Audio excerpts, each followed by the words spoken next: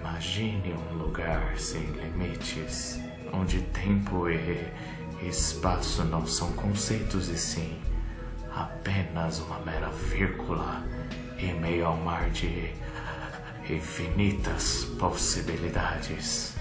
O que fazer com tanto poder? Se pudesse voltar ao passado em um simples piscar de olhos, o que faria? Voltaria a ver um parente que há muito tempo se foi? Reatar um antigo namoro? Ou tentaria mudar o seu destino por completo? Isso e muito mais, meus amigos, é o que veremos hoje no Dreamcast.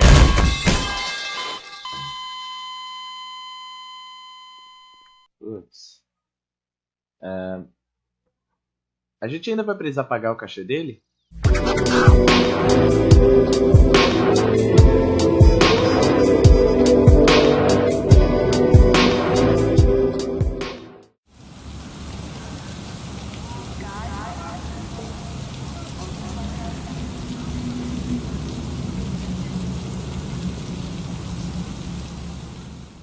Sejam bem-vindos a mais uma semana do Jim Carrey Month. Dessa vez com o filme Peggy Sue Got Married, ou como ficou aqui no Brasil, Peggy Sue, o seu passado à espera. Como vocês devem ter reparado, isso não é uma review como as outras, e sim um side quest. Mas por quê? Para isso, vocês têm que entender o filme que estamos trabalhando hoje. Peggy Sue, o seu passado à espera é um filme de 1987, onde a protagonista Peggy está passando por problemas em seu casamento. Por que está sempre tão zangada com o papai? Não confio nele. É um Vai cuidar do atrevimento cabelo. ele querer me trocar por aquela garota. E quando ela vai com a filha a uma reunião de ex-alunos do colégio onde ela estudava, ela reencontra velhos amigos e descobre que alguns deles estão bem melhores ou piores do que na época de escola. Bom, e você está divina. Cadê o Charlie? Richard, o Charlie não vem esta noite. Na verdade, nós estamos nos divorciando. Ah, que pena. Eu sinto saber disso. Ao ser coroada a rainha do baile, ela desmaia e acorda no passado em 1960, onde então ela tenta entender o que aconteceu, falar com pessoas no qual ela não interagia antes e tentar mudar algumas coisas em seu destino. A premissa de volta no tempo não é algo original, afinal já vimos isso em vários filmes e jogos. É uma premissa que dificilmente vai dar errado, mas de alguma forma esse filme consegue. Mas antes de falar de alguns erros, vamos falar de algumas coisinhas que o filme faz certo. Quando ela volta ao passado, ela não sai por aí correndo tentando voltar ao futuro, mas usa essa oportunidade para se relacionar melhor com algumas pessoas e consertar alguns erros. Afinal, se você acordasse no passado, também tentaria resolver algumas pendências ou até usar esse momento para falar com alguém que já se foi. Ela demonstra amor à sua mãe, brinca com a sua irmã mais nova e até demonstra preocupação por pessoas que ela sabe que vão morrer no futuro, como por exemplo, a sua avó. Com isso, ela também tenta afastar do seu futuro esposo, pois ela sabe que no futuro o relacionamento não vai dar certo, e tenta até se relacionar com um garoto que todos zoavam, pois ela sabe que no futuro ele será bem sucedido. Olhando por esse lado, parece que vai ser um filme sobre uma garota tentando mudar o seu destino. Isso por si só seria uma ideia bem legal, mas é aí que as falhas começam.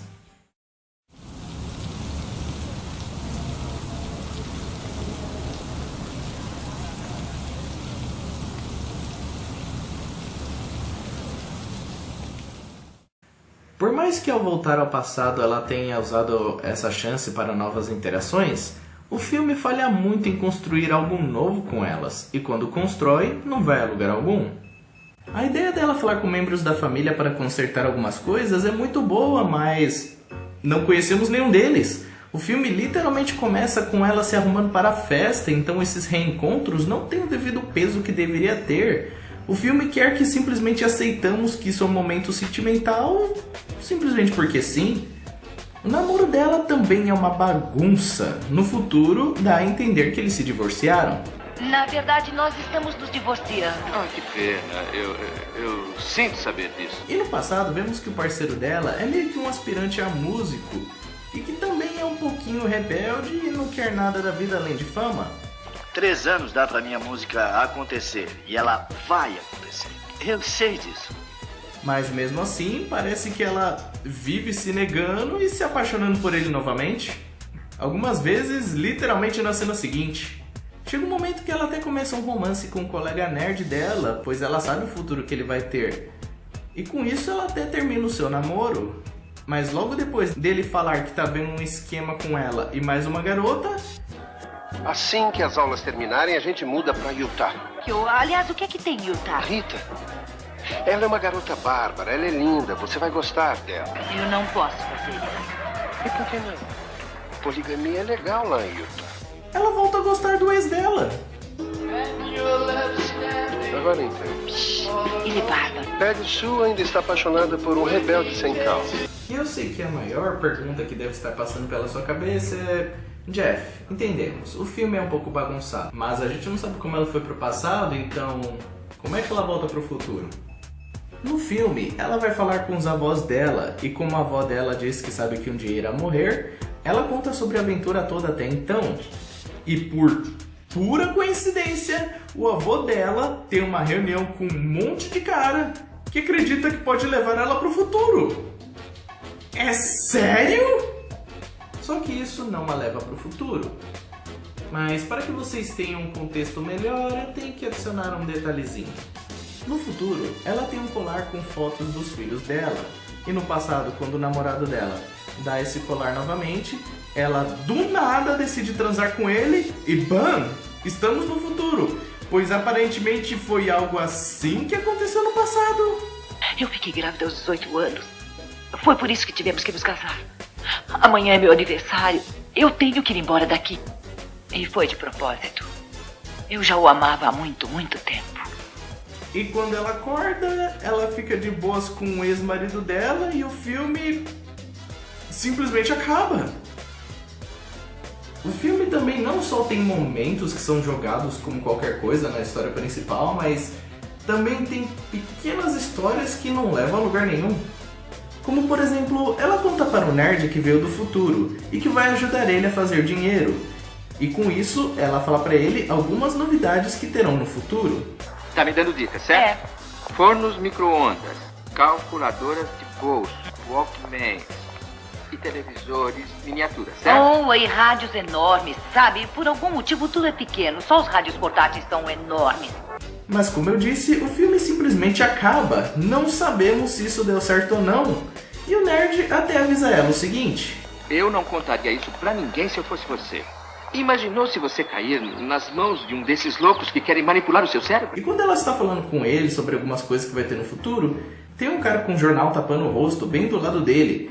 Eu fiquei esperando que esse cara fosse abaixar o jornal e se mostrar como alguém do governo ou algo assim, mas não, ele só está lá. Ela também arranja briga com a garota que fazia bullying com ela e isso também não vai a lugar nenhum. Tem até uma cena onde uma das amigas da Peggy pega ela saindo com um nerd e isso também não dá a lugar nenhum. O filme fica jogando ideias para todo lado, mas não parece se comprometer com nenhuma delas. Oi galerinha, Jeff do Futuro aqui, só passando pra dizer que enquanto eu reassisti esse filme na edição, eu acabei reparando que o nerd que ela tava conversando e o cara que ela começou a sair no meio do filme não são a mesma pessoa. O filme não leva esses dois a lugar nenhum, então eu meio que acabei fundindo os dois na minha cabeça e achava que era o mesmo personagem, então... desculpa, erro meu. Mas também só prova o quanto esquecível são os personagens desse filme. Eu devo lembrar que a conversa com a irmã dela também não foi a lugar nenhum? Talvez se o filme tivesse dedicado boa parte do começo dele a mostrar a relação dela com a família dela, talvez falando que sente falta de alguns familiares, alguns amigos, alguma coisa assim, criasse um laço ainda maior quando a gente reencontrasse essas pessoas que ela fala tanto. Mas boa parte desses reencontros são apenas ditos, e como sempre tem um reencontro com uma música bonita de fundo, é como se o filme estivesse falando pra você: opa, aqui é um momento pra você ficar um pouquinho sentimental. Só que, como a gente não conhece essas pessoas, eu não consigo sentir nada, a não ser um grande tédio, ou pensando, ok, era pra eu me importar com essa pessoa, eu não conheço ela.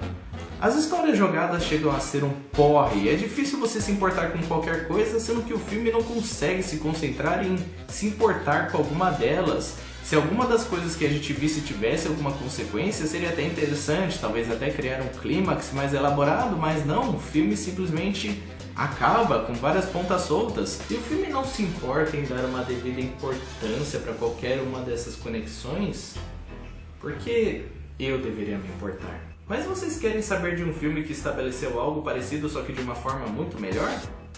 Clique!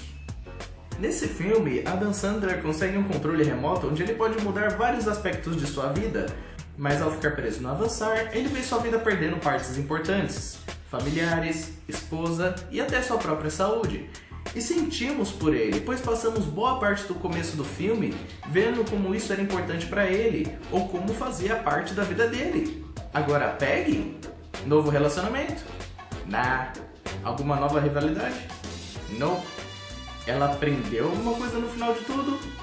Só que ela ama o mesmo cara, então aparentemente não mudou muito ao longo dos anos, então...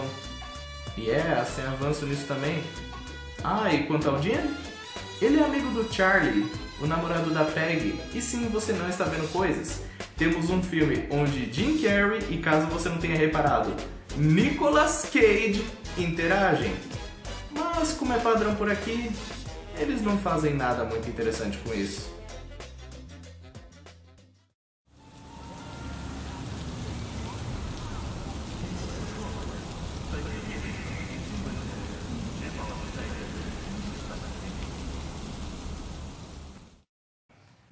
O filme em si foi bem sucedido, superando bem mais do que esperado, e a crítica parece gostar bastante dele. Agora, para o público, é uma história bem diferente. Eu pessoalmente não curti muito esse filme, achei bem desfocado, um baita desperdício de tempo e de uma boa história, e claro, não podia faltar a clássica mudança de capa depois que o Jim Carrey ficou famoso, sendo que ele literalmente não faz nada nesse filme. Então, onde é que colocaremos esse filme na lista? Eu colocaria esse filme no... meh. Eu não gostei, mas abaixo tem filmes que legitimamente me irritaram e ele não chegou a esse ponto. Ele só é... bem esquecível. Ok, já temos um filme bom e um filme meh. Parece que o Jim Carrey Month desse ano vai ser bem diverso. O próximo filme será The Deadpool, ou como ficou conhecido aqui no Brasil, Dirty Harry na lista negra. Se ele é bom ou ruim, é o que veremos semana que vem no Jim Carrey Month desse ano. Vejo vocês lá. Thank you for watching the Jeff the Reviewer channel. Your name will be scribed in the page of YouTube history.